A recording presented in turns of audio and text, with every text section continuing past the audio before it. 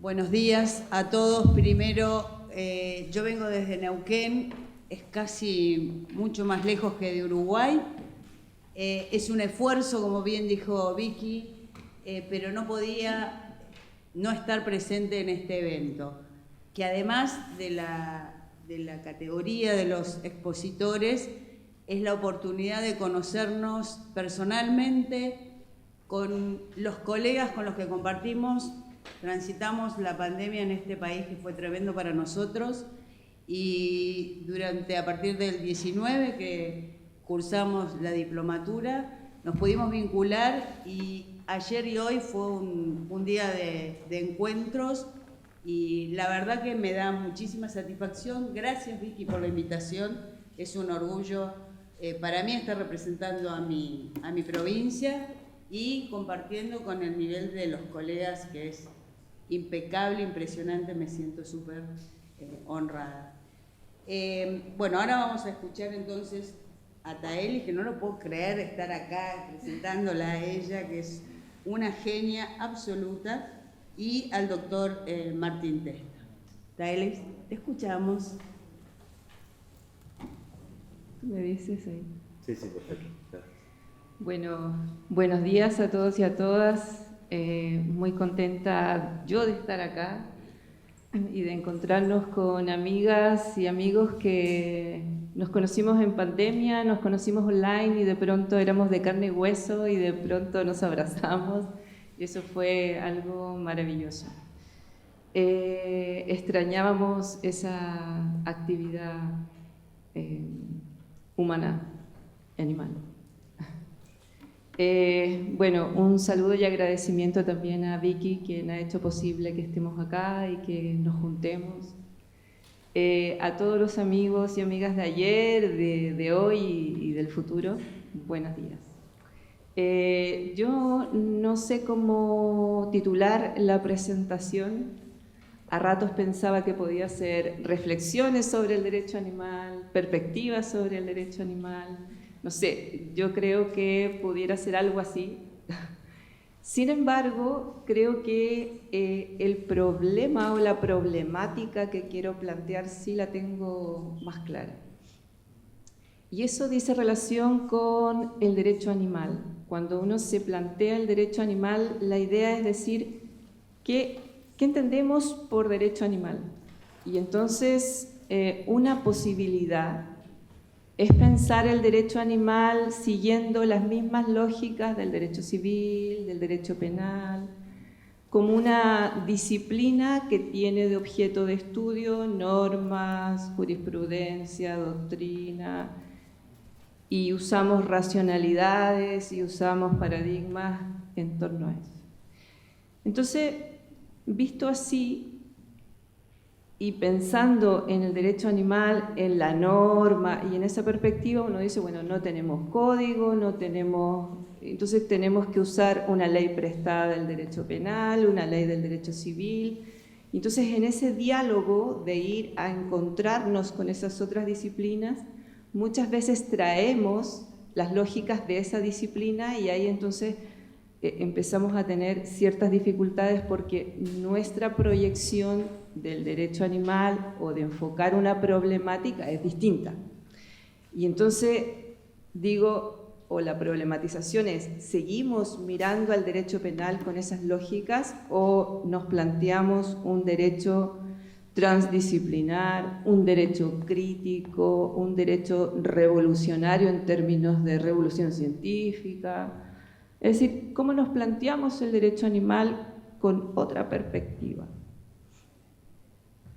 Y entonces, ahí pensando y ahí dando pistas o reflexiones o posibilidades, porque esto es un tema abierto, yo solamente quedo contenta con abrir posibilidades. La verdad es que eso podría haber sido el título, posibilidades para el derecho animal. Creo que el centro dice relación con una problemática que es, si seguimos abordando el derecho animal con esta lógica normativizada, solo como esa componente de objeto de estudio, nos pasa algo así como el fetichismo de la mercancía, en esta lógica de cosificar relaciones sociales.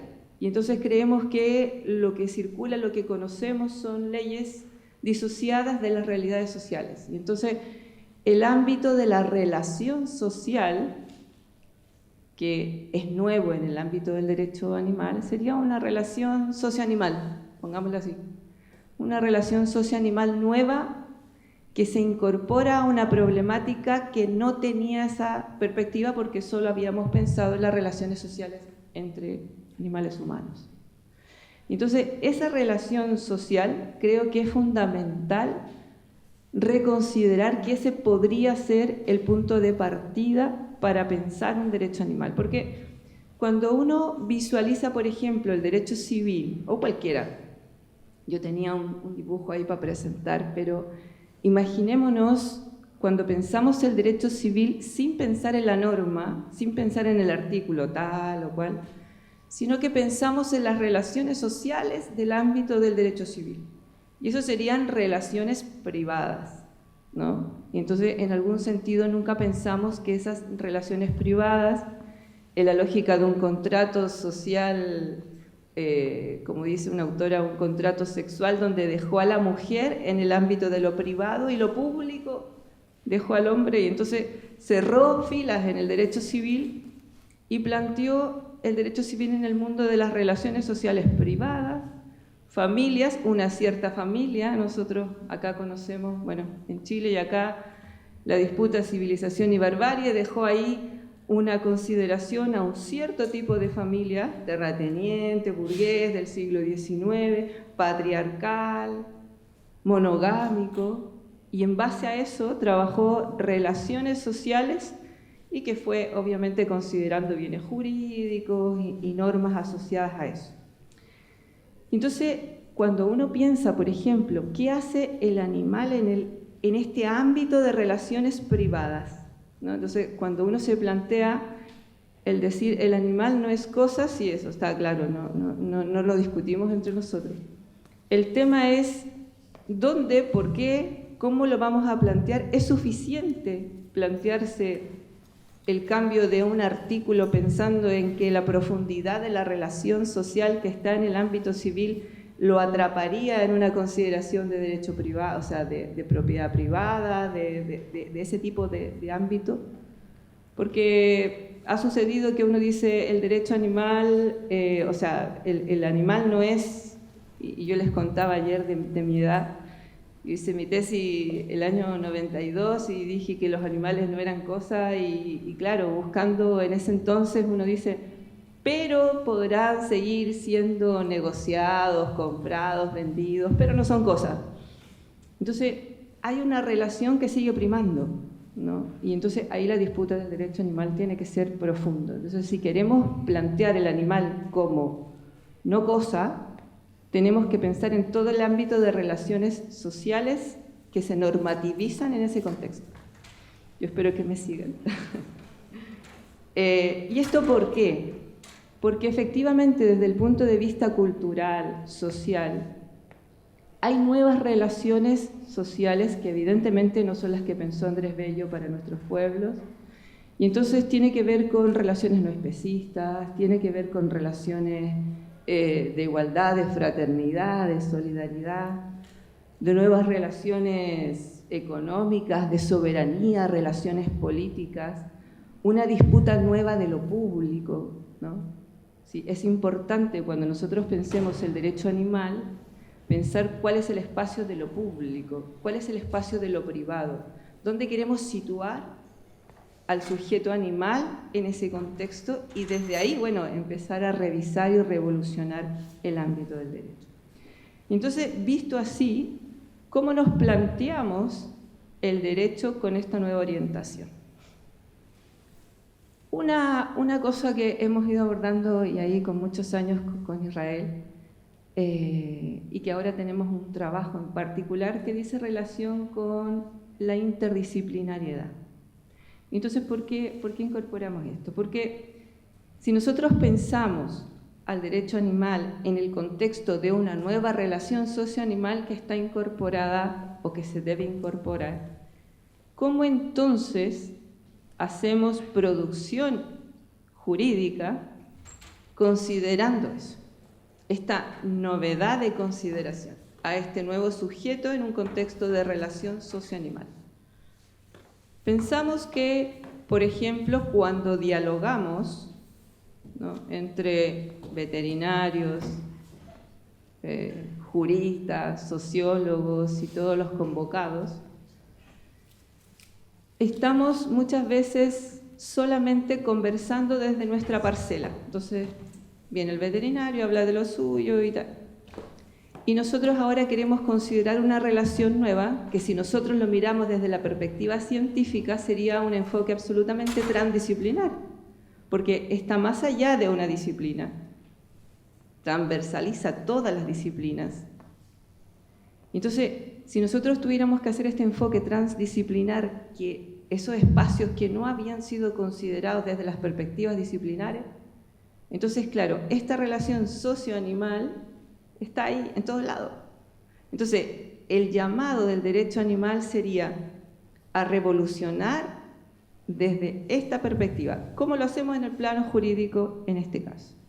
Por ejemplo, en la lógica de interdisciplinar, nosotros tomamos categorías, clasificaciones, racionalidades de otras disciplinas. Por ejemplo, el propio derecho penal. Entonces, nuestro trabajo pensaba que si nosotros tomamos el derecho, el artículo tal de ustedes, de otros países que habla de maltrato, nosotros tomamos, por ejemplo, el debate del bien jurídico. Entonces llegamos y lo trasladamos como si fuera una cosa así, un traspaso, como decía Cortázar, un poco violador en términos de nuestra relación socioanimal. Es decir, ¿por qué, por ejemplo, nosotros tenemos que, de la profundidad de la trama categorial y científica del derecho penal, qué vamos a tomar de ahí para llevar al terreno del derecho animal? No podemos tomar ni a cualquier autor, ni cualquier teoría, ni cualquier trama categorial. Lo que tenemos que llevar es qué significado desde la perspectiva de la relación socioanimal queremos llevar al derecho animal.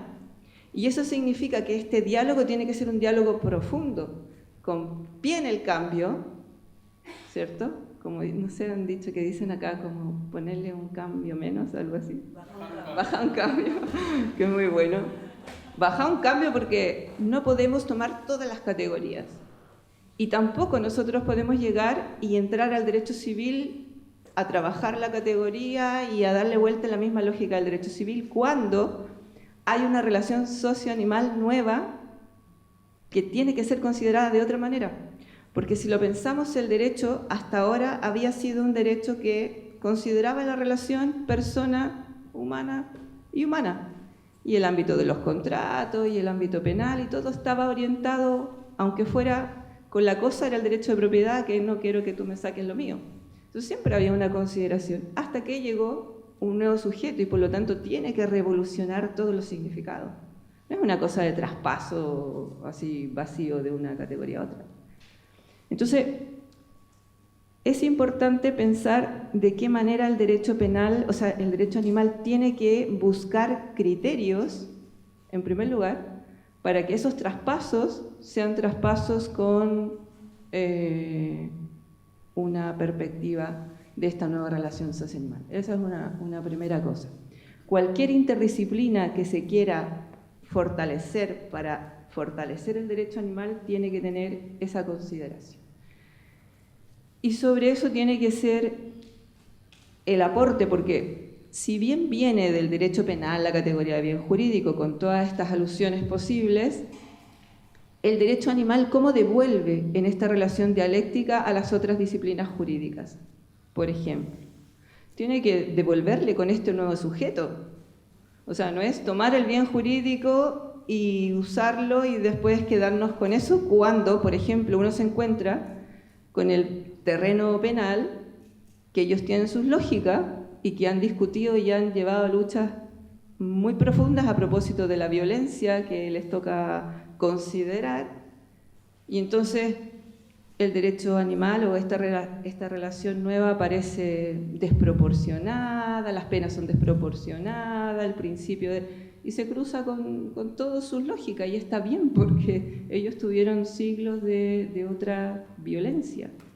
Entonces, ¿cómo nosotros somos capaces de producir un derecho animal irradiando con esta lógica transversal y de transdisciplinariedad a todas las ciencias jurídicas, considerando esta nueva relación?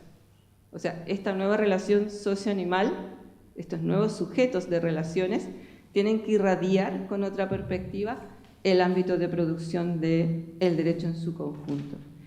Entonces, sobre esa base, y me queda poco, ¿no? No, está. Sobre esa base sería relevante poder pensar cómo, considerando entonces esta nueva relación socioanimal que debiera transformarse en una revolución científica en el contexto jurídico, que debiera irradiarse en todo el contexto jurídico.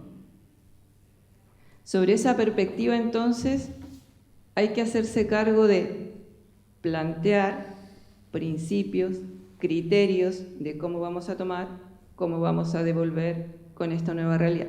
Eso en general. Porque cada ámbito del derecho tiene un ámbito de relaciones propias, así como el derecho público tendrá su ámbito del espacio público, de las disputas y el poder, los otros penales de disciplinamiento, los otros privados de patrimonio. ¿Cuáles son los ámbitos en el espacio de la relación que nos compete a nosotros desde la perspectiva del derecho animal?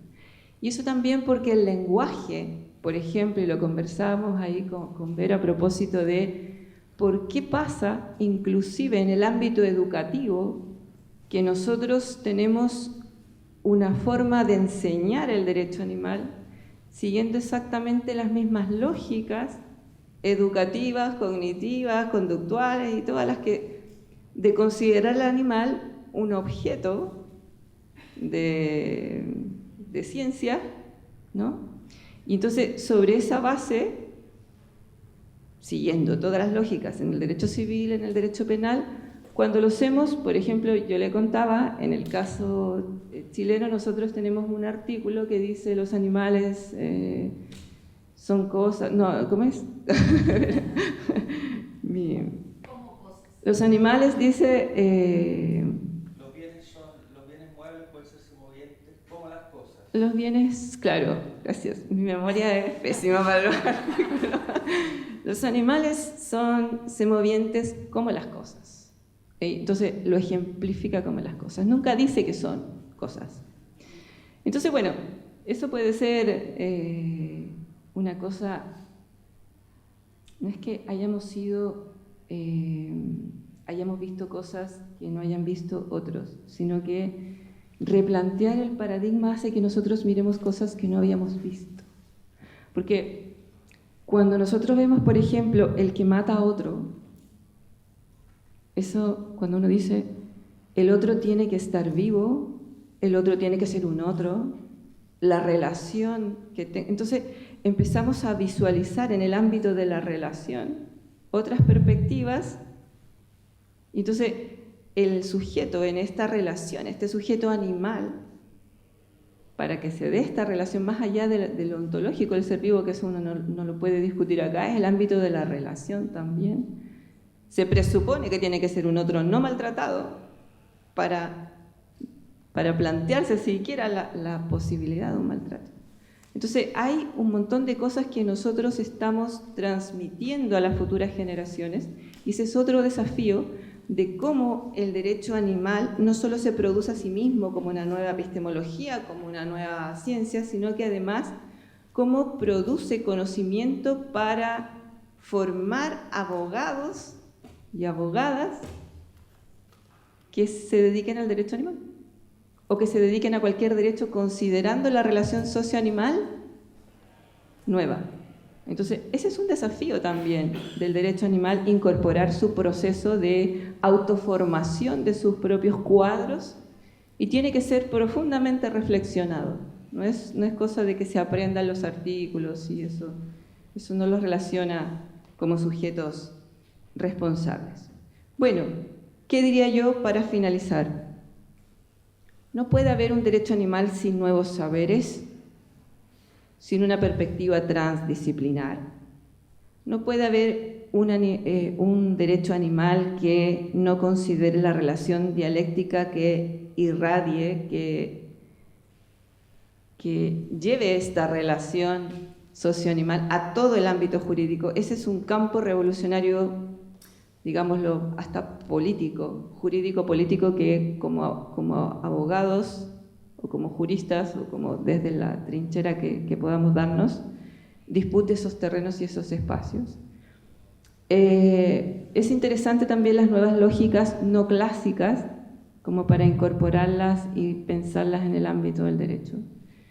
La lógica, bueno, la bioética global también en el sentido de un nuevo saber, es importante considerarlo. Las nuevas categorías, revisar entramados categoriales, revisar clasificaciones. Nosotros allá en Chile, por ejemplo, aprendemos la clasificación de los actos jurídicos, eso me acuerdo porque me impactó, hechos del hombre, de la naturaleza y el hombre.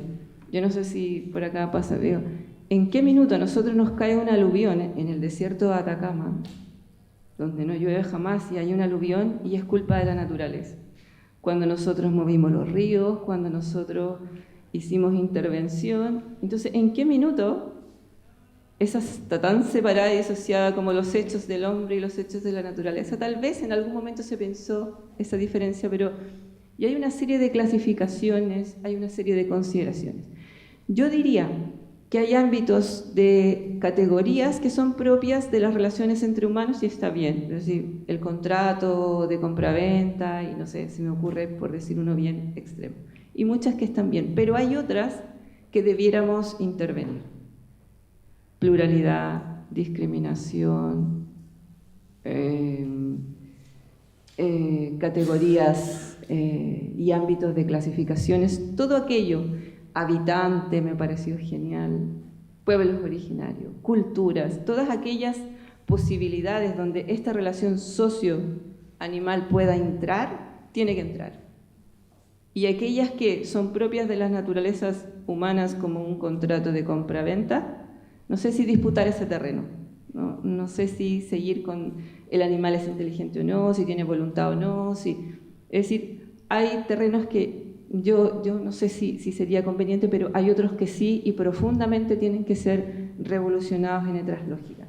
Y por último, plantear también la responsabilidad del jurista o del abogado o del estudiante de Derecho en esto es fundamental y este es un terreno en disputa y siempre hay que tener un lugar de enunciación para producir conocimiento jurídico.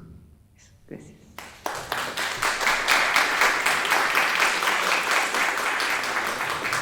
¿Alguna pregunta? Y me voy a fijar en el... Sí. Muchas gracias. Pues primero felicitar a la doctora Taeli.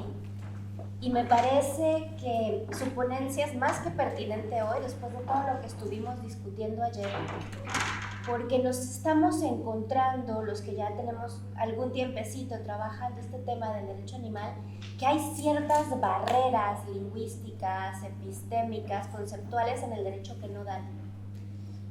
Y nos hemos dado cuenta que tenemos que partir de una corriente epistémica que son los estudios críticos del derecho, que es algo que en América Latina, en muchas de nuestras universidades, ni siquiera existen como línea, ¿no? Los encontramos a veces, los estudios críticos, en las filosofías, en las facultades de filosofía y tal, ¿no? Que mi pregunta es, ¿qué papel cree, doctora, que juegan estos Critical Legal Studies, como se conocieron en los años 70 en Estados Unidos o en Alemania y que, bueno, poco a poco han ido permeando en nuestras facultades para poder reconfigurar y poder crear y consolidar nuestra rama del derecho, porque es una rama en creación? Yo a veces les digo, ¿no?, cuando llegan por ahí algunas diciéndose que son vacas, ¿no?, un comentario un poco animalista, sagradas del derecho animal, yo les digo, aquí no hay ninguna vaca, todos somos becerros, porque vamos empezando, estamos construyendo una rama nueva, pero que nos damos cuenta que es una rama a la que no nos sirven, no nos alcanzan las categorías. Platicábamos ayer el tema, por ejemplo, de por qué a algunos no nos gusta la idea de persona no humana, por qué no nos alcanza para poder incluir a los demás animales. ¿Cómo podemos ir transitando de estos estudios clásicos del derecho, de cómo enseñamos y cómo aprendemos el derecho, a esta visión más crítica, que es la que nos está proponiendo? Esta resistencia, por ejemplo, a la transdisciplinariedad, a los temas de lingüística, de psicología, que encontramos en nuestras facultades. ¿No le parece que esta revolución tiene que empezar ahí, en cómo aprendemos, en cómo estudiamos el derecho? Esa sería mi pregunta. Muchas gracias. No tengo ninguna respuesta. Pero sí, por ejemplo, tomando de atrás para adelante, nosotros hicimos allá en la Universidad de Atacama, de donde vengo, unos semilleros de derecho animal que son un grupo de estudios de estudiantes que investigan cuando están en su proceso de formación. Entonces, nosotros hicimos esta propuesta y que tiene que ver a lo mejor con la profundidad de la crítica. Nosotros siempre hemos aprendido el derecho desde una perspectiva, si tuviéramos que decir dialécticamente hablando, siempre lo planteamos como tesis. Teníamos que aprendernos la ley, aprendernos, o la teoría, lo que fuera, pero estaba ahí.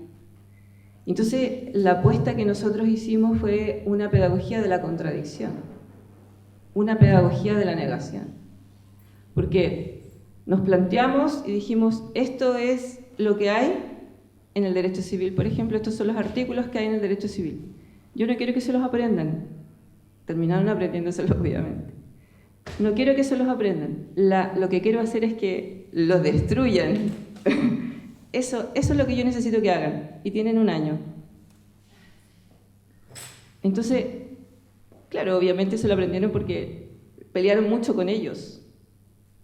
Pero la disposición, la perspectiva, el tener que tomar posición, el tener que tener una posición no solo política, bueno, política, pero epistémica, como una posición, un lugar desde donde están hablando, una consideración ética al respecto, una perspectiva cosmovisiva. Y entonces, yo creo que plantearnos estas pedagogías desde una posición de contradicción, creo que pudiera ser un espacio que pudiera condensar hologramáticamente, no sé, ahí ese proceso futuro. Porque me pasó, yo aprendí Derecho Penal de un gran maestro, de Juan Bustos, y entonces mucho tiempo íbamos a su casa y trabajábamos, y entonces me acuerdo que cuando llegué a trabajar el Derecho Penal, me fui a otra ciudad y me fui a trabajar el Derecho Penal, yo llegué con toda la teoría de Juan Bustos y para mí era lo más crítico que había y lo sigo creyendo. Y entonces se los pasé, ese es el término, a mis estudiantes, y finalmente hago el examen de grado, o sea, el examen final, y mis estudiantes repetían bien jurídico y principio tal, y era maravilloso, y yo salí contenta, llegué a mi casa y me di cuenta que yo había hecho pura pedagogía de ellos aprendiendo de memoria las teorías críticas. Y aprenderse de memoria las teorías críticas no tenía absolutamente ningún sentido, porque no enseñé nada. En realidad, no generé un proceso de transformación. Entonces yo creo que ese sentido lo traería acá.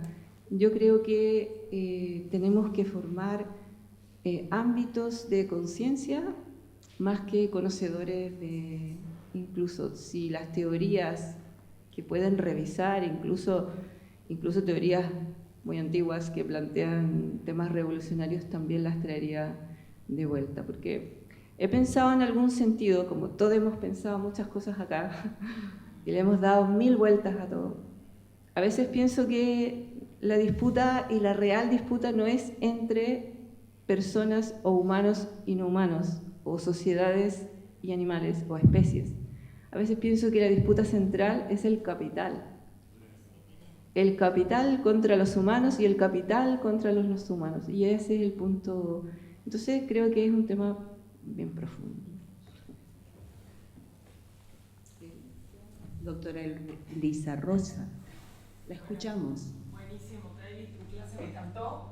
Y bueno, un poco también lo que decía Rosy, me hace acordar un poco a lo que, bueno, en algún momento del derecho ambiental, que también se planteó esto, lo que dijo el doctor Lorenzetti, que fue juez de la Corte Suprema de Justicia, que es como si el derecho ambiental, cuando había mucha resistencia, recién empezaba, él daba este ejemplo gráfico, que es como si fuese una fiesta a la que todas las otras ramas del derecho también estaban invitadas, pero con la condición de que fueran con un vestido nuevo.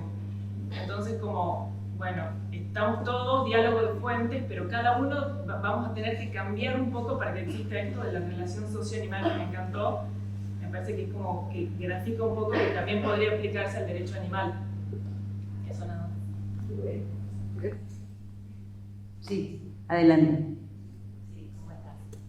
Bueno, además de agradecer tu participación, quería resaltar en particular y realmente agradecerte que traigas el concepto de la transdisciplina, porque realmente desde mi opinión personal considero que hay ciencias sociales como la antropología y la sociología que nos van a poder, que nos permiten poder entender las relaciones sociales, culturales, y esos son fundamentales porque pensemos también que el derecho, ya sabemos, regula estas relaciones, pero muchas veces nos permiten estas ciencias sociales comprender cuál es la base de estas regulaciones. Por ejemplo, hay algunas costumbres que sabemos que no están reguladas, pero que sin embargo son las que anidadas en los sentimientos se reproducen y son sumamente difíciles de erradicar, llamadas como costumbres y o tradiciones. Entonces, de alguna manera, lo que yo destaco y pondero en tu ponencia, en tu charla, es el énfasis que has puesto en mirar más allá del derecho, en estas disciplinas, sociología, antropología, psicología, que siempre aportan muchísimo y lo han hecho. Lo que pasa es que del derecho tal vez no lo hemos visto todavía, pero que están. Hay clásicos de la antropología que nos hablan de la relación naturaleza-no naturaleza. La psicología, cuando estudia a los animales y a través del estudio animal hace relaciones con las conductas humanas, o animal no humano o animal, ¿no? Entonces, por eso quería nada más que decirte esto y agradecerte que traigas esto a este congreso. Brevemente, sí. Creo que más allá de un tema disciplinar, creo que, y comparto la lógica que han planteado las compañeras, y volcar ahí la transdisciplina, pero no solo como aludiendo y comprendiendo este diálogo de todas las disciplinas, que sí, es así, pero porque en la medida en que visibilicemos que hay una relación socioanimal que estaba más allá de cualquier disciplina, entonces desde ahí nos hace un ámbito revolucionario que la transdisciplina llega por obviedad. Entonces eso es muy relevante. Y a lo mejor el ISAP a lo mejor pudiera ser una posibilidad de ir desnuda a la fiesta, ¿no? Si hay que hacer revoluciones, hay que hacer. Sí. Ningún vestido nos queda para esa fiesta. Adelante. Bueno, yo soy médico veterinario. Nosotros en nuestra formación tenemos desde hace muchísimos años un componente curricular que es la legislación sanitaria, la legislación animal, que le imparten abogados, es propio de nuestra formación. Cuando hablamos de la relación socio-animal, tenemos que ser conscientes que hoy en nuestros países, por lo menos en Uruguay, en el año 2009, 2014, 2015, 2016 y 2020, se han dictado normas que regulan la relación de los animales con el resto de la sociedad, pero que van transcurriendo por lo que es la lógica de la tenencia responsable del bienestar animal. Yo a veces veo que hay un gran desconocimiento en los ámbitos donde se debate el derecho de los animales de por dónde está transcurriendo hoy mucha de este debate, ¿no? Que tiene mucho que ver en la normativa, que tiene que ver con la salud, con ese concepto de una sola salud, y estos otros conceptos que se están regulando, la tenencia responsable, la norma de bienestar animal. Yo no sé si es que el desconocimiento es porque hay una negación a esos conceptos, o si es que realmente no hay una participación activa del derecho animal integrándose en estos ámbitos. Entonces la pregunta concreta es si ustedes interactúan con los generadores. A ver, en Uruguay, por ejemplo, nosotros hoy tenemos un sistema que es obligatoria la identificación de todos los animales mediante microchip. Todos tienen que tener una cédula animal. En Uruguay es obligatoria la esterilización de perros y gatos. Todos. Y en esos debates hemos transcurrido por ellos desde la óptica de la tenencia responsable del bienestar animal y el concepto de una salud. Entonces, esto de la transdisciplinariedad, esto de abordar los temas. Nosotros, por eso estoy acá, nos interesa mucho conocer por dónde transcurre el debate del derecho animal. Pero no noto lo mismo. Yo, por ejemplo, en este ámbito no he visto a mis colegas argentinos. Que para mí es muy importante saber que están opinando. No sé en Chile cómo es la situación, pero me parece que es muy interesante la perspectiva de abrir este debate a la transdisciplinariedad, y realmente era algo que yo notaba que estaba faltando, ¿no? Que hay ópticas y perspectivas que se están haciendo cosas, ¿no? Reitero, en Uruguay les mencioné 6 hitos parlamentarios donde se debatió sobre el tema de la relación entre los animales no humanos y humanos, pero desde perspectiva de tenencia responsable, bienestar animal, el concepto de una sola salud. El derecho animal no ingresa todavía en estos debates. Pero asimismo también creo que desde el derecho animal muchas veces se niega que está existiendo toda esta otra avalancha de normativas que regulan las relaciones sociales entre los hombres y los animales, los humanos. Yo respondo lo Vos mío. responder por Sí. Chile y nosotros por Argentina. Sí. No, Perdón. yo decir un par de cosas. No siempre la ley es la mejor que pudiéramos tener. Y a veces tenemos que disputar con ella, aunque sean nuevas. Yo creo que eso...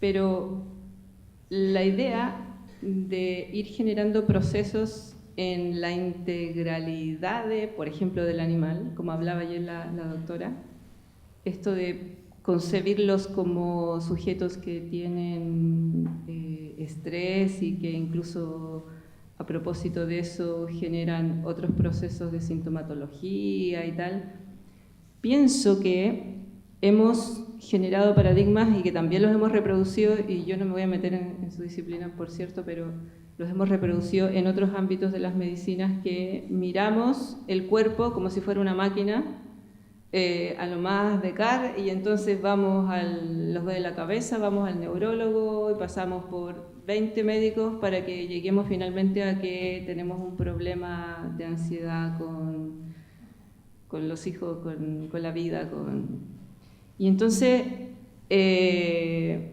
es lo que pasa? Que de pronto empezamos a ver a los sujetos de forma integral, y eso nos revierte el paradigma médico a veces. Y entonces, ¿qué tal si empezamos a visualizar a los animales con perspectiva integral? Con perspectiva de relaciones familiares, con perspectivas de relaciones familiares, porque cuando nosotros pensamos en el derecho animal, pensamos en la familia multiespecie, pensamos en todas las dimensiones de los animales, porque no nos reducimos al maltrato animal. Entonces, visualizado así, lo que nosotros tenemos que conversar entre disciplinas no es solo un ámbito particular o específico de la tenencia y tal, sino que cómo concebimos a los animales y nuestra relación con ellos de forma tal, integral, que estamos apostando por Entonces, ahí, sentados sobre la base de cómo definimos el cómo tienen que ser, es que ahí nuestros ámbitos disciplinarios podrían apostar un compromiso distinto, tal vez. Bueno, vamos, países distintos, situaciones similares. Lo primero que voy a contestar es por qué no está acá la Facultad de Veterinaria. No es porque no ha sido invitada. Nosotros hemos enviado mails al Consejo Veterinario y al colegio, pues se llaman así si es de provincia o es de capital, y a la Facultad de Veterinaria también. No contestaron. Y si no me contestan, acá estamos. Esto es una realidad. ¿Qué es lo que durante estos 9 años que existe la materia de derecho animal ha tratado? Lo primero que hizo en el 2014 fue convocar a una veterinaria que tomó la posta y dijo, un módulo va a ser la temática de veterinaria, malos tratos, como estereotipias, los TOC, ¿no? Trastornos obsesivos compulsivos, justamente las caracteres de cómo actuamos mal nosotros dando señales distintos a los otros animales, es decir, nuestro perro está agresivo y quiere morder a otro perro y nosotros le decimos no, no, y a la vez le estamos acariciando con una doble mensaje diciéndole está bien, no, no, pero está bien lo que estás haciendo. Todo eso se enseña en la materia de derecho animal y lo da un veterinario. Adriana Ravena ha fallecido, igual hacía ya unos años que no estaba con nosotros, pero tuvimos otros veterinarios con la misma situación. ¿Qué le pasaban a los veterinarios que estaban en la materia de derecho animal antes también? Caso de Adriana Ravena. El mismo Consejo Veterinario la denunció penalmente por hacer castraciones masivas y a bajo costos. Era contratada por municipios para hacer castraciones masivas y a bajos costos, y lo digo porque yo fui abogada en esa causa, una causa que como utilizan ketamina para dormir a los animales, era una causa que entraba el tema de drogas prohibidas y era una causa que tenía una pena que podía llegar en expectativa a 9 años de prisión. O sea, no era un tema menor el que estábamos por una denuncia del propio Consejo Profesional, que por supuesto se desestimó en Cámara, pero ella tuvo que estar procesada. ¿Y quién lo hizo? Su propio colegio. O sea, ¿por qué no están? Porque a ellos les cuesta mucho aceptar ver a los otros animales como individuos. Prefieren hablar de la salud pública, ¿no? Es decir, cómo solucionamos el tema que las ratas en casos de catástrofes no contaminen el arroz. Y lo que estoy diciendo es porque he estado en esas jornadas. O qué hacemos, como lo dije ayer, qué hacemos ante una catástrofe como fue Corrientes, en nuestra provincia, en el cual tenemos en peligro el aguaraguazú, una especie autóctona nuestra, y un criadero de huevos, o sea, criaderos de gallinas que lo único que hacen es para ponedoras. Bueno, si se queman las gallinas ponedoras, se subsidian. En cambio, el aguaraguazú, como es silvestre, es autóctono, merece mayor consideración. No estamos de acuerdo con eso. La gallina es tan importante como el aguaraguazú. Muchos animales en nuestro país han muerto por culpa propia de nuestros humanos. ¿Por qué? Porque en los grandes incendios los caballos querían salir y estaban encerrados en vez de abrirle las tanqueras y que corran. Y sí, algunos como todos. Me gustaría el día que cuando yo vea en un diario hay tantos muertos, humanos 15, 10, ojalá no ninguno, y 5 ofidios, 3 equinos, ese día voy a ser la persona más feliz, porque estamos hablando del individuo. Sobre las castraciones, le cuento los temas. Sobre las castraciones. Queda como que los veterinarios nos regimos por normas y por leyes que tenemos que cumplir. Está bien que que haya debate sobre si esas leyes o normas están mal. Pero todas las acciones que usted narró, ya sea con castraciones masivas, situaciones de emergencia, desastres, prioridades de animales que hay que salvar o no, se rigen por reglamentos y por normas. Las tendremos que cambiar. O no. En el COVID hubo normas. Los colegios veterinarios se rigen por normas. Exacto, pero acá no las tenemos escritas. Bueno, lo que quiero decir es que en nuestro país hay colegios que tienen normas. Cuando hablamos de castraciones masivas, bueno, el Uruguay tiene un programa nacional de esterilización. En ese programa los veterinarios pueden trabajar y actuar. Perfecto. Nosotros pedimos estos proyectos, estas castraciones masivas, continuas y obligatorias en lo posible, y por supuesto gratuitas, ¿no? Gratuitas. El tema es otro. A ver, usted entienda que yo le estoy diciendo que quien fue docente en esta materia tuvo una causa en el 2012, la materia aparece en el 2014, por denuncia del colegio, el Consejo Profesional Veterinario, por hacer castraciones masivas a bajos costos. O sea, el mismo consejo que debe cuidar al veterinario es el que lo denunció. Entonces, el problema no es el individuo veterinario, el problema es que los colegios todavía no se han ayornado. No es una opinión, es un hecho de la realidad. La causa penal existió y... Bueno, pero ¿sabe qué? Cuando hay superpoblación, o mejor dicho, hay demasiada población, la solución siempre no es ética, es la matanza. Lo que hay que cambiar son no las normas.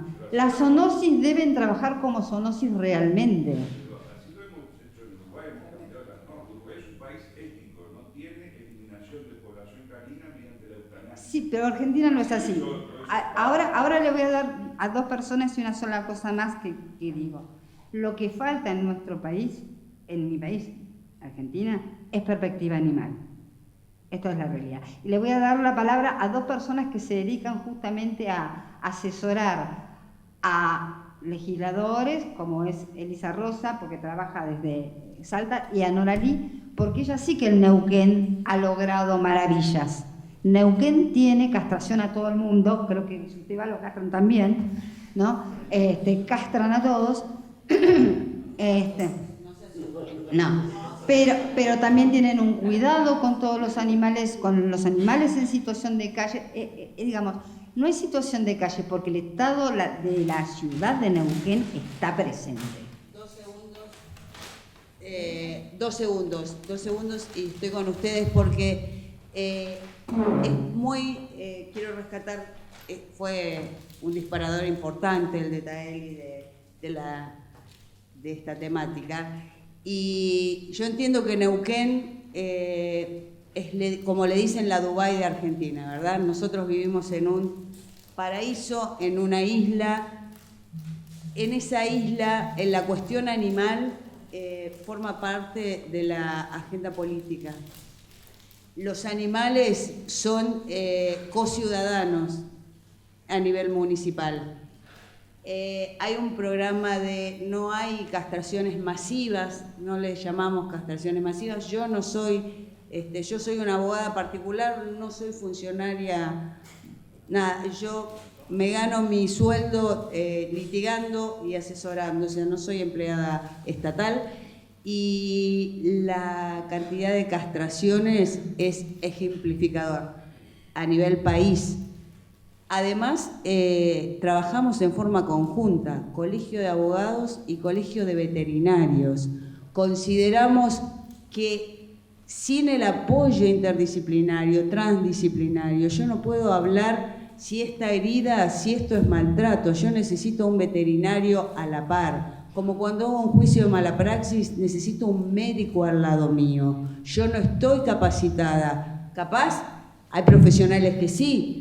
Sé que hay médicos que son abogados, perfecto, no es la gran mayoría. Entonces tenemos que ser, primero conocer las limitaciones de cada uno y que la forma de salir adelante es a través del trabajo en equipo, el trabajo transdisciplinario, interdisciplinario, el nombre que le querramos poner, pero sí o sí se necesita del apoyo de los médicos veterinarios, de los etólogos, de los asistentes sociales.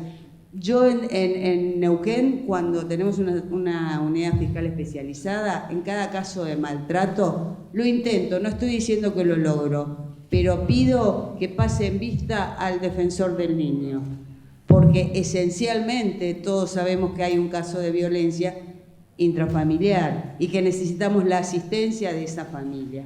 Entonces, no es lo que pasa en todo el país, no, es cierto, no pasa. Yo me siento orgullosa de ser neuquina y de poder mostrar que nosotros trabajamos a la par de los veterinarios y rescatar esto de que los animales están incluidos en la Carta Orgánica, en las plataformas políticas, son co-ciudadanos y el Estado es el responsable de hacer las castraciones. No hay una persecución, como dicen en otros lugares, que los veterinarios persiguen a las ONGs que hacen castraciones masivas. En nuestra ciudad no pasa porque la obligación que está a cargo del Estado la cumple.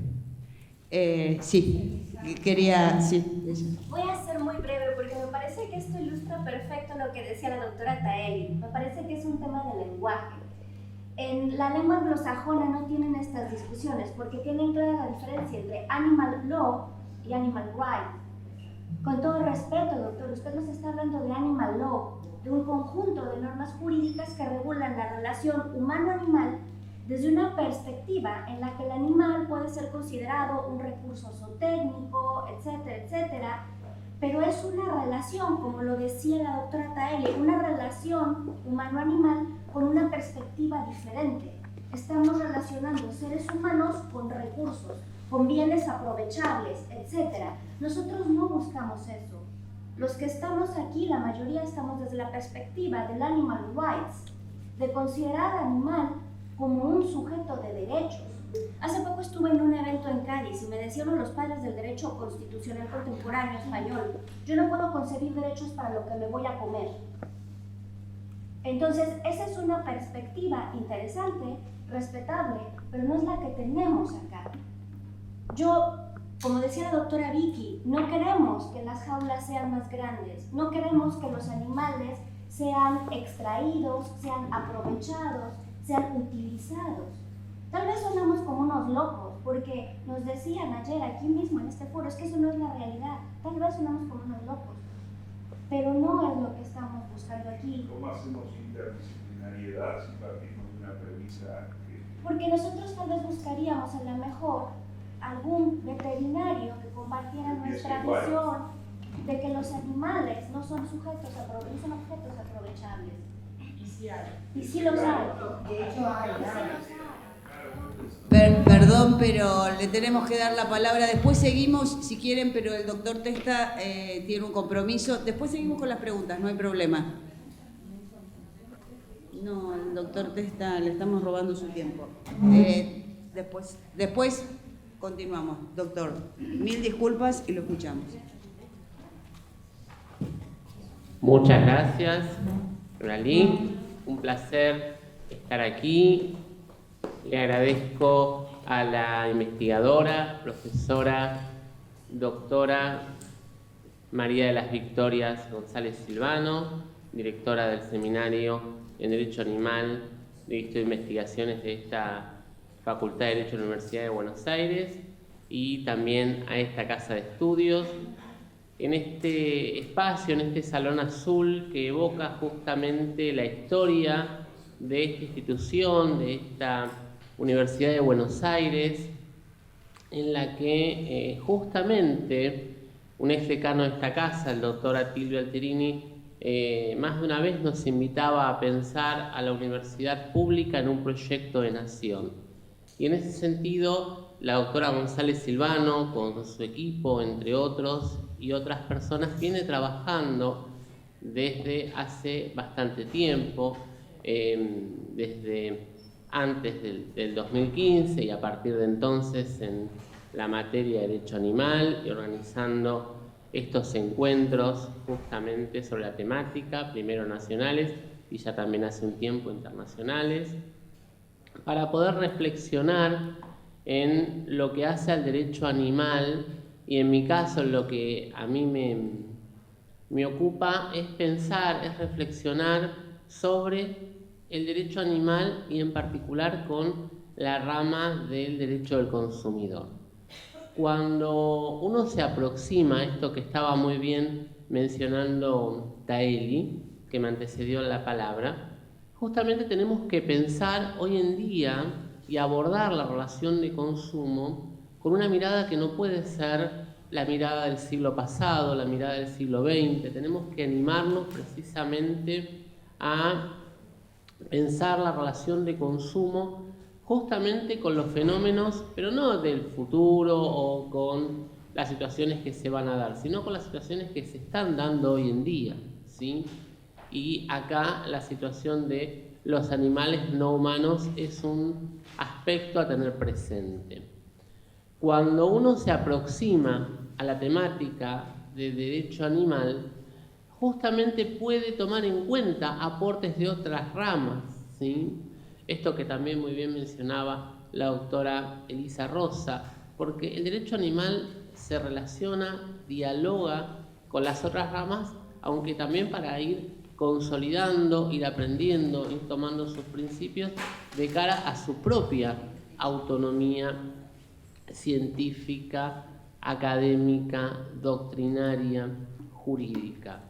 Y en ese sentido, si pensamos a los animales no humanos, es difícil hoy en día en Argentina, con el código actualmente que tenemos en vigencia, pensar precisamente a los animales en las relaciones de consumo, porque como la mayoría de las personas aquí presentes lo puede visibilizar, cuando abordamos la cuestión de los animales, lo primero que nos encontramos es con que el código, justamente como la mayoría lo sabe, es que nos encontramos ante algo que el código regula como cosa y no con alguien que el código regule como sujeto, más allá de los aportes de la doctrina y de la jurisprudencia, tanto nacional, regional como internacional. Lo cierto es que cuando pensamos en el consumidor, hoy en día como está regulado, hablamos de, o pensamos, o así lo regula la legislación vigente, en una persona física o jurídica que adquiere o utiliza en forma gratuita u onerosa bienes o servicios como destinatario final.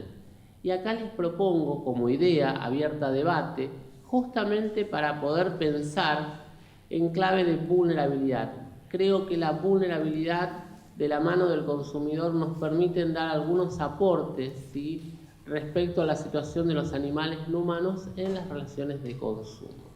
Vemos que desde la misma definición técnica que nos brinda la normativa hoy en día en vigencia, podemos justamente tener presente que las personas humanas y jurídicas pueden, en algunos supuestos, ser considerados consumidores en sentido directo, ¿sí? Con lo cual, todos los aportes de la sintiencia animal, en el caso de las personas jurídicas, ni siquiera se exige, y nadie cuestionaría acá todos los aportes de los proveedores o de el proveedor consumidor, ¿sí? Con lo cual vemos que ni siquiera se solicita sintiencia animal a una persona jurídica, que puede ser inclusive en algunos supuestos, depende del destino de ciertos bienes, ser encuadrado inclusive como consumidor.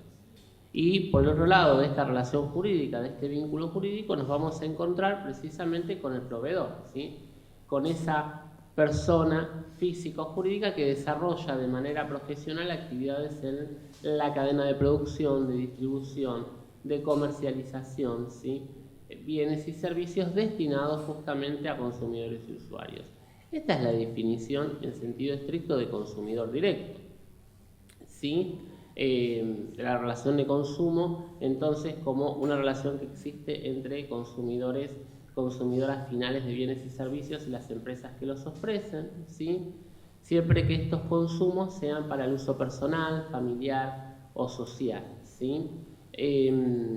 de manera tal que los consumos que realizan las empresas y los comercios para el funcionamiento de su actividad no se consideran parte de las relaciones de consumo, sino que lo hacen en su actividad justamente como proveedor, ¿sí?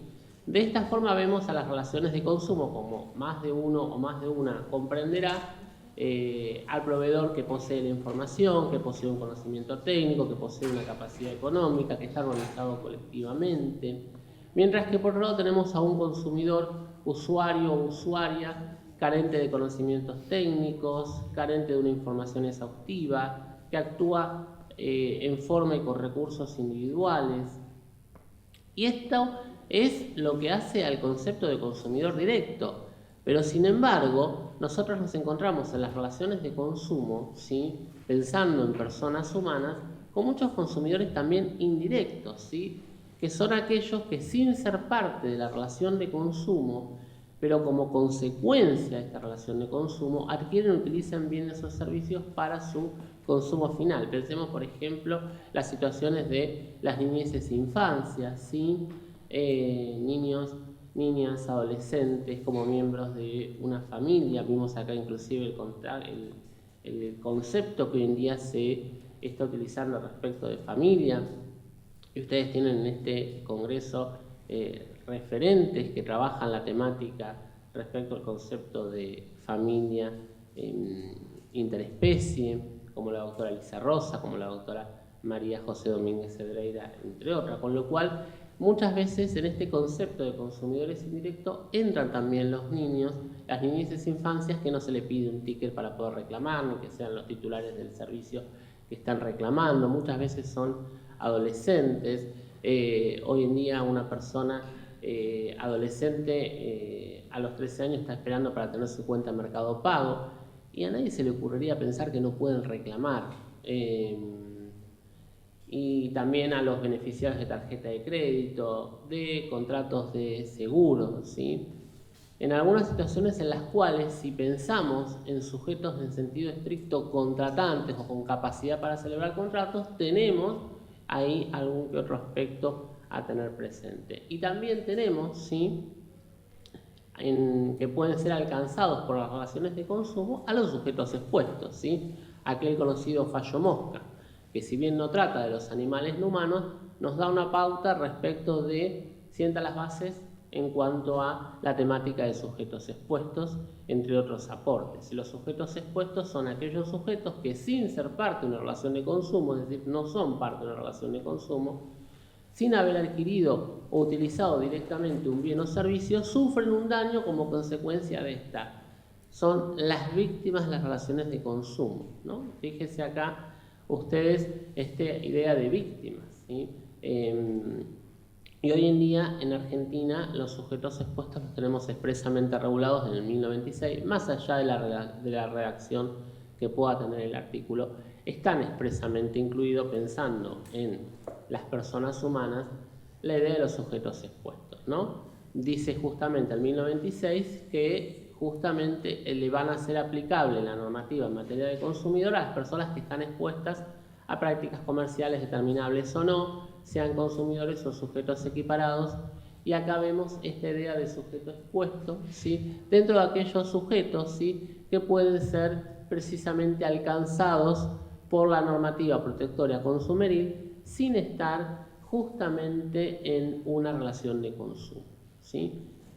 ¿Por qué los animales no humanos, si ya la jurisprudencia los viene reconociendo como sujetos de derecho, por qué no pensar cuál es el impedimento para que no puedan ser sujetos de derechos alcanzados, expuestos a las relaciones de consumo? Porque no se puede tapar el sol con la mano, y lo cierto es que desde los alimentos, los seguros, las prácticas médicas, la telesalud animal, los animales no humanos están expuestos a una gran cantidad de relaciones de consumo. No pueden fijarse en la cartilla, no pueden elegir a su médico, no pueden atenderse por sí mismos, ¿sí? Pero eso se soluciona con un cuidado responsable. Tenemos varios aspectos como también recién hacía referencia a Noralí, en materia de niñeces e infancias que se pueden tomar desde la Defensoría Pública, desde la figura del abogado del niño, de la niña. Tenemos más de un aspecto que acá en clave de vulnerabilidad lo podemos tomar en cuenta. En Argentina, a través de la resolución 139 del año 2020, la Autoridad Nacional de Aplicación incorporó como categoría a los consumidores hipervulnerables. Y ahí desde ya les adelanto que no incluyó a los animales no humanos. Sin embargo, incluyó una serie de condiciones, ¿sí?, que pueden determinar, en el caso concreto, porque la hipervulnerabilidad no es una categoría per se, no es todas las personas pertenecientes a un determinado colectivo o una determinada condición van a ser hipervulnerables per se. Hay que analizar esa vulnerabilidad de manera circunstanciada, de manera relacionada, de manera contextualizada. En un caso en concreto, una persona puede ser hipervulnerable. Y, sin embargo, la normativa de la 139 da algunas pautas en ese sentido. Y también la normativa del Mercosur, ¿sí?, estableció algunas pautas, el Comité Técnico número 7, ¿sí?, para poder justamente ir abordando en la resolución 11/2021 del Mercosur, que toma en cuenta los aportes de Argentina, justamente algunas situaciones que pueden configurar las relaciones de consumo, situaciones de hipervulnerabilidad. No incluyó tampoco los animales no humanos. Sin embargo, tenemos algunos aspectos en claves de vulnerabilidad que me parece que pueden ser interesantes.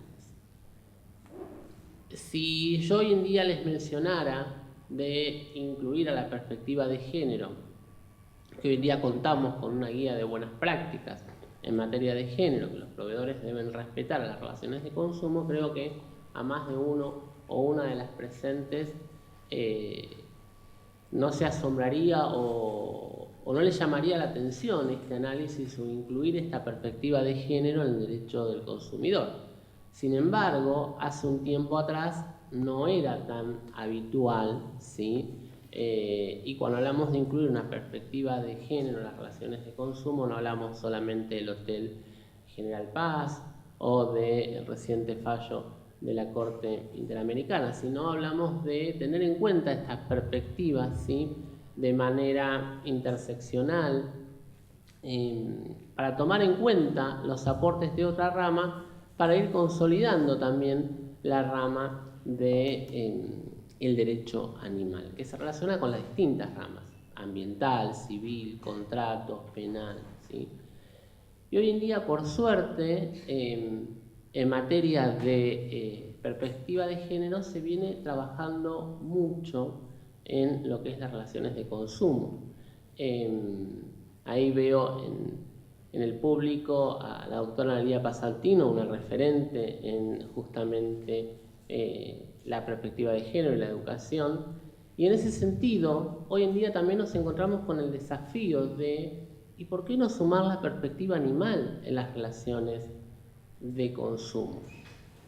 Por supuesto que esto nos implica, ¿sí?, reflexionar sobre el ámbito de aplicación del derecho del consumidor, y el hecho de que el Código Civil lo siga regulando como cosas es un impedimento, porque cuando alguien hoy en día inicia un reclamo ante una autoridad de aplicación que involucra un animal no humano, y el Código Civil dice que es una cosa, entonces desde lo que es la instancia administrativa vamos a tener quizás algunas dificultades. Pero primero, la instancia judicial siempre es la última ratio, es la última respuesta. Pensemos en formas alternativas de resolución de controversias. Porque a veces un fallo, una sentencia judicial, que puede ser sumamente interesante y sumamente positiva, en realidad resuelve la situación de un caso en concreto, de una situación determinada. Uno a veces ve y salió tal fallo en tal lado y modifica en realidad la relación de esa situación, ¿sí?, que genera un aporte interesante, que nos señala muchas veces el camino a seguir, pero también la administración, ¿sí?, puede dar muchas herramientas al respecto. Desde la administración también se pueden generar muchos cambios. Y ahí es importante porque tenemos bastantes, lo señalaba muy bien Taeli, también en las exposiciones que fueron durante el día de ayer, también hacía una referencia Noralí hace unos minutos.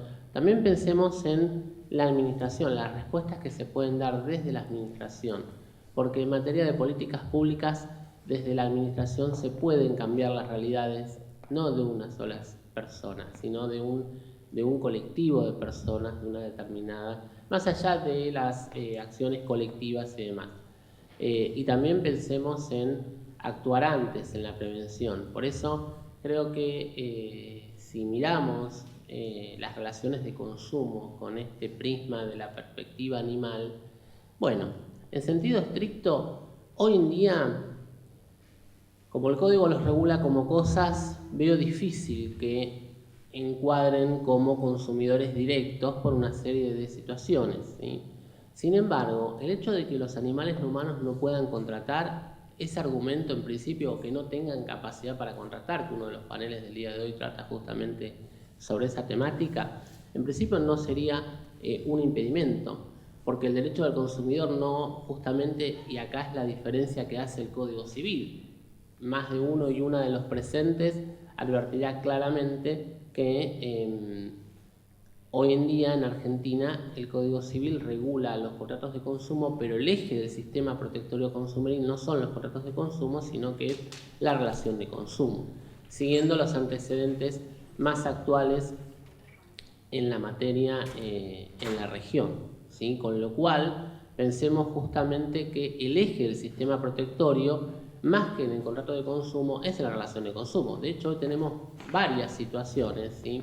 Pensemos, no sé, el artículo 7 de la ley 24240 de la oferta dirigida a potenciales consumidores, en donde aunque las partes no hayan contratado, ¿sí? Se los va a proteger igual si se trató de una oferta que no se cumplió, ¿sí? Entonces, entre otros aspectos, el hecho de que no sean sujetos contratantes o que no tengan capacidad para contratar, es decir, que no sean consumidores en sentido directo, que es quizás donde más tenemos el obstáculo al día de hoy. Obviamente los animales, como muchas veces las personas mayores, más que ser consumidores, son consumidos por la sociedad de consumo. Lo cierto es que pueden estar alcanzados por las relaciones de consumo. Acá recién se hablaba de la práctica médica, y en la práctica médica veterinaria tenemos desde lo que es la telesalud animal, la historia clínica animal, que en materia de personas humanas, siguiendo los estándares de la Organización Mundial de la Salud, a nadie se le ocurriría pensar justamente que las personas humanas no tienen derecho a su historia clínica, más allá de las regulaciones específicas que encontremos en los países. Lo cierto es que la historia clínica animal también permite una mejor salud animal. Es importante porque los animales no humanos que tienen un médico veterinario, una médica veterinaria de cabecera, tienen mayores posibilidades de poder llegar a un mejor diagnóstico más acertado y tener un mejor tratamiento, ¿sí? Por eso es importante que pensemos, ¿sí? Con la mirada de este siglo a las relaciones de consumo, ¿sí? Y el lugar que ocupan los animales, porque los animales están expuestos a un sinfín de situaciones de consumo.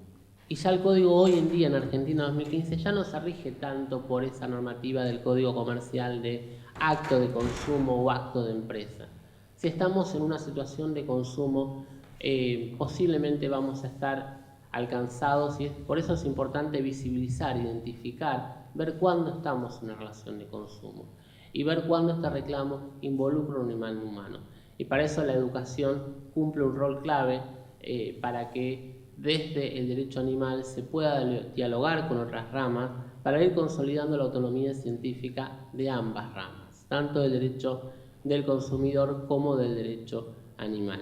Queda todavía muchísimo camino por delante y se necesitan mejores políticas públicas.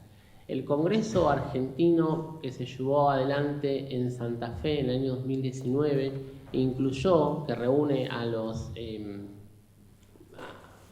las personas que trabajan en la temática de derecho del consumidor. En las conclusiones generales se incluyó, y esto desde lo que es la doctrina es interesante, que los proveedores en las relaciones de consumo tienen que tener presente la salud, la seguridad y la dignidad animal. Ustedes me podrán decir, faltó la vida como intereses, sin embargo, que ya se empiece a contemplar de cuáles son los derechos, los deberes que tienen los proveedores respecto de los animales no humanos en las relaciones de consumo, me parece, aunque no se haya declarado en las conclusiones generales que son sujetos expuestos, me parece sumamente interesante. Si pensamos solamente en lo que es seguridad, en lo que es salud y en lo que es dignidad, creo que tenemos muchísimo para seguir trabajando. Lo cierto es que los animales no humanos están presentes en los contratos de transportes, en la propiedad horizontal, en los conjuntos inmobiliarios, y están expuestos a una gran cantidad de prácticas, a una gran cantidad de situaciones, muchas veces de prácticas comerciales abusivas, a las que muchas veces también estamos expuestos nosotros como personas humanas. Por eso la idea es tratar de seguir consolidando la autonomía científica, y creo que el derecho animal puede tomar algún aporte del derecho del consumidor y lo mismo a la inversa. Desde ya quedo a disposición. Muchas gracias, doctora María de las Victorias González Silvano, y a todos ustedes. Muchas gracias, Martín. Taeli, te pido por favor que subas al estrado.